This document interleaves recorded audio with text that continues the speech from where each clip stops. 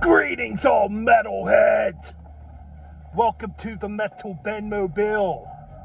That's right. And we got another contest entry to enter.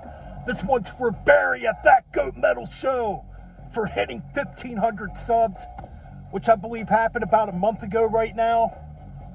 I don't know, I kind of lost track. But anyways, this is a contest entry for Barry. Barry's a hell of a good guy, you know. I've known Barry probably for almost 2 years on this platform already, hard to believe. And I don't know, close to a year and a half ago, he was kind enough to send me his band's CD. Go to Mentis, of course, man. That's right, man. Yes, so Go to Mentis is basically New York deathcore. Not the deathcore you're thinking. These guys pretty much were a part of pioneering deathcore. You know, Go to Mentis forming in 1993. Yeah, man. Solid fucking stuff. Anyway, so what Barry wants to do for his contest is basically name 10 bands from New York. So I found 10 bands.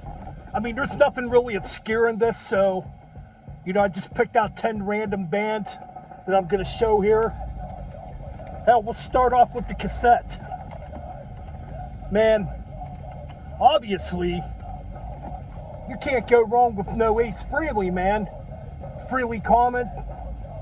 Yeah, man, this one came out in 1987 on Megaforce Records. That's right. Frehley's Comet's basically a comeback album for Ace, you know. Really, really, really good stuff. And, well, early on, this band started out as a crossover band. So I picked Prong, Force Fed. This one, I believe, came out in 1988 or 89. I kind of forget the year off the top of my head. I know it was around that time period. This is when they were still a crossover thrash band, pretty much. You know, Prong would obviously morph into more groove metal territories and industrial metal territories, you know. But this is a pretty dang good release. All right. And here is one I found out through Barry and That Goat Metal Show. That's right, we got some New York Thrashers, and they just put out a brand new CD. I gotta get it, I can't wait to get it. But this is their last album that came out, I want to say in 2023. False Idols by Electrocutioner. Excellent New York thrash metal. If you love the old school thrash metal, man, you will love Executioner. And I heard one of the new songs, and I gotta say, it kicks some maximum ass. So yeah, Electrocutioner! Pretty cool green cassette too, by the way. Alright, let's move on to the CDs. I mean, another New York band that formed way back in the early 70s. They put out, I want to say, roughly 13 albums. I could be wrong on this. And, you know, unfortunately, we lost we lost quite a few members in this band. Guy Sorrento, Rhett Forrester, and Mark Real, the guitar player. You know, I'm talking about Riot with their 1988 comeback album at that time, Thunderstill. You know, this one's definitely more speed metal sounding compared to Riot's earlier work. Kind of a predecessor to Judas Priest Painkiller when you really think about it and listen to it. But yeah, Riot with Thunderstill. Really, really good album. Oh, now we're going to get politically incorrect with the next couple I'm going to show here. Well, at least one of them. Alright, so yeah. Obviously, the late Peter Still, before Typo Negative, had this band, Carnivore with Retaliation.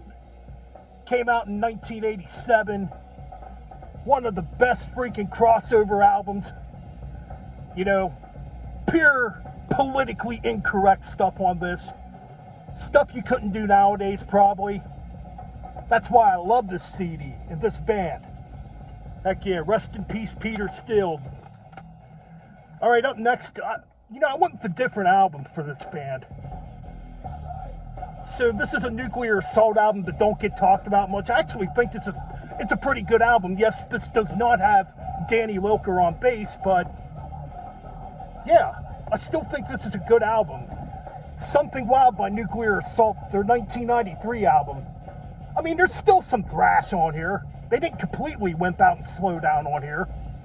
And there's some pretty chunky, heavy stuff on here, too. So yeah, Something Wild by Nuclear Assault, you know. Yeah, one that doesn't really get talked about much. All right, another New York band. Yeah, man, and death to all posers, metal all the way. You might get where I'm going here. Some Manowar. I know, very cheesy album cover. Into the Glory Ride by Manowar. Debatable, it could be my favorite Manowar album. I really like this album. This one's a little more doomier sounding. That's why I like it. I mean, there's some really, really good songs on here, man. Like Gloves of Metal, Gates of Valhalla, you know. Just really good stuff.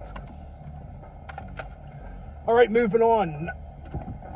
A band, you know, that I've heard some people say this band ripped off Manowar. Another New York band that doesn't get really talked about much these days, but I broke out Virgin Still here. Just having trouble. Oh yeah, Invictus. The 1998 album by Virgin Still, Invictus. Yes, true. There's some parallels to Manowar on here. But this is some good, all-out traditional heavy metal in my opinion. You know, Virgin Still had a lot of good albums in the 90s. It's a shame their newer stuff isn't that great, but the stuff in the 90s I definitely recommend. All right, moving on. So we got a couple more to show here, or one more to show here after this. Now, one of the big four of thrash, you know, and it's my favorite album by this band. I know a lot of people would not agree with me on this. Anthrax, Fistful of Metal, with Danny Lilker on bass and Neil Turbin on vocals. Yes, to me, this is the best Anthrax album. I mean, this one has a bit more of a traditional metal sound, a new wave of British heavy metal sound too, but mixed in with like some early thrash and speed metal. Yeah, I really, really enjoy this album. You know, it's the one I listen to the most anymore by Anthrax. So yeah, Fistful of Metal. And last but not least, number 10. An iconic album I'm about to show. An album I played to death back when I first heard it when I was 13, 14 years old, back in the early 1990s. Now I got like the silver edition of this. It's got a bunch of bonus stuff on it. SOD! Speak English or Die! Man, you talk about some of the greatest rips ever. Some of the heaviest rips too that Scott Ian's ever put on tape. Yes, SOD, Speak English or Die. Classic crossover thrash metal. So yeah, that's it for my contest entry for Barry.